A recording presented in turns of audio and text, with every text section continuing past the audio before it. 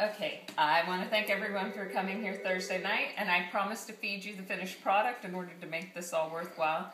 But I get asked on a regular basis how to make my bread, and I've decided that I'll just bring you all together. I'll teach you how to do that while I'm also able to get my speech finished. The hardest part about baking a basic white bread is usually proofing your yeast.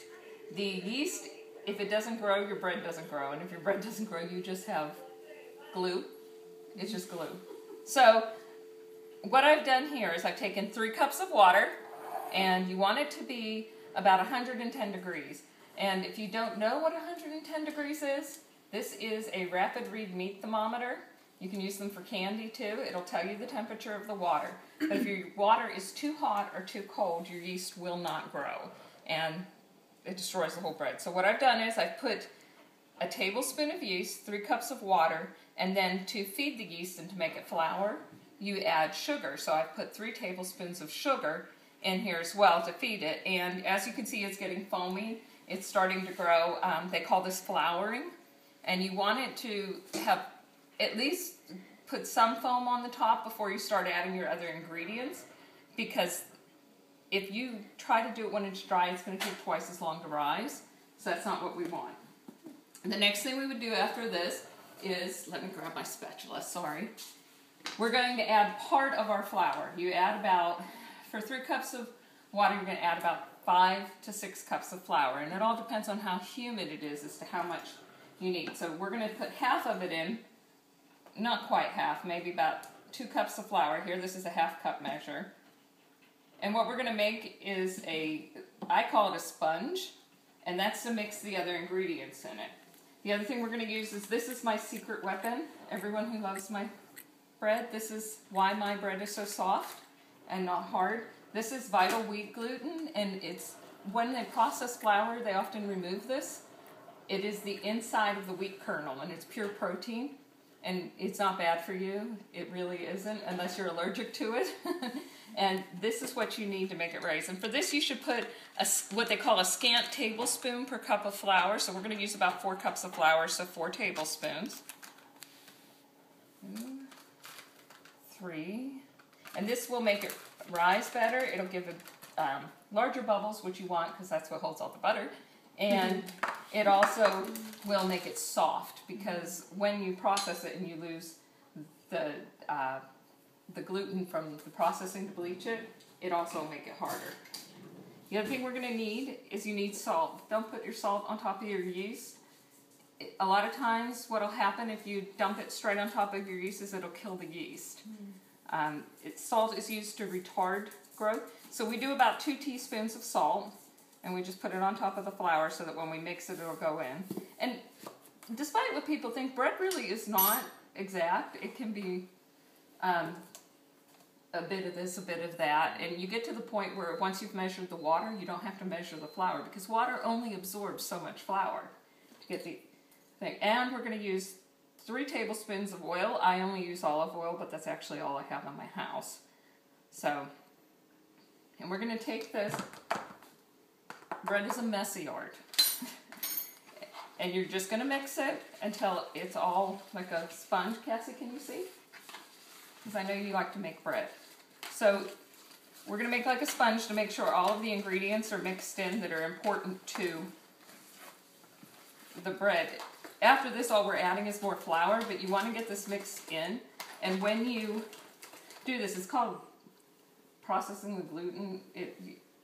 You're beating it until the gluten starts to react. It makes a gumminess, and it makes it elasticy as it's sitting there. So we've done that now. And just so you know, when I proof the yeast, it usually takes about 2 minutes to get it to flour. Don't let it sit more than 5 to 8 minutes, because it'll die, it'll be done. So now we're just adding the rest of the flour. I love fresh bread, and I am a person that loves to make bread, but I really hate messes, so I actually never take my bread out of the bowl. I don't make a mess on the counter. I don't need it on the counter. I do everything in one bowl. So we're going to add the flour, and I just added another 1.5 cups, so we now have about 3.5 cups. And from here, you're just going to mix it in. This is where you get the strong arms. Are you sniffing the flour? That's awesome. It is, I tell people that bread is therapy for me. And that's why I make it all the time, because when you get it in your system, there's just nothing like it. So now it's very sticky, and I did wash my hands before we started. And at this point, I don't care what you do, unless you have a mixer that has a dough hook, you're getting your hands dirty. And it's sticky. So right now, it's very sticky. And we're going to knead it a little bit to get more of the flour in. And we're just going to add flour about 1/2 cup at a time. And we want the dough to become elasticy. And we want it to not have it stick to your hands anymore. As you can see, it sticks to your hands. And you want it when it, after you've rolled it off, back into the bowl, you want it to no longer stick. So I just added that extra 1/2 cup. So we're now at about 4.5. And it just depends on the weather. When it's humid, your bread is going to use a different amount of flour than when it's dry. And it does, I'm not quite sure I understand that whole theory, but it does work.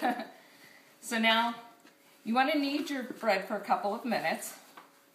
This is what the finished dough looks like. Here, Cassie, you want to poke it? How dirty are your hands? I figured that, but go ahead. See, it's elasticy. It's kind of just like a Play-Doh. It's warm. It's fun to play with. We're going to cook this at 400 degrees, so I promise you that there's nothing that's going to live. So this is, now, your finished dough looks like this. Now what takes time, that's it. And what takes time with bread is not making the bread itself. It's waiting for it to rise, because if this doesn't rise, then it's just a lump. So what I did is earlier, I did this, and your bread does 2 rises. So after about 45 minutes to an hour, you're going to get this. And I'll show you a trick. When you make your bread, when you poke it, if it comes back up, it's not done rising. When it stays with an indent, that means that it's done. So you're going to take this bread. Now my mother used to punch it. I mean, she would punch it. And that might be where the therapy comes in. But you just knead it. And you're going to use a little flour. Now remember, this takes about an hour to reach this point, 45 minutes to an hour. But I do housework, or I'll do my homework or something while I'm waiting. Sometimes I go to the gym because it's just the right amount of time so I can come back. And I do put it in a warm place. I put mine in my garage because here it's so warm in the summer that that's a great place to put it. So this is, now when it's finished, this is the second rise. What we do now after that first rise is we're going to shape it into a loaf. So I don't put anything on the counter. I don't like to clean it up. So I just shape it like this, and I took this pan, this is a standard loaf pan, and I just sprayed it with regular no-stick spray, and you put it in here. Now we're going to wait another 45 minutes. It's going to be almost doubled in size. And then we're going to, when you bake it in a loaf pan, you have to do it at a lower temperature. So you bake it at 350 degrees for about 45 minutes. And when you do that, this is what you get. And this is what we all get to eat, is a finished loaf. And the way you know your loaf is done, after about 30 or 40 minutes, you turn the pan upside down and you put your, please put oven mitts on. But you take it out and you just put it into your hand, whether it's a towel or something, and when you tap the bottom, it sounds hollow, and the whole bottom is brown, and that's how you know it's finished. So, and that's it. That's the end of, that's all there is to it. The next thing we do is cut it and eat it. So let's go ahead and do that. Okay? Thank you.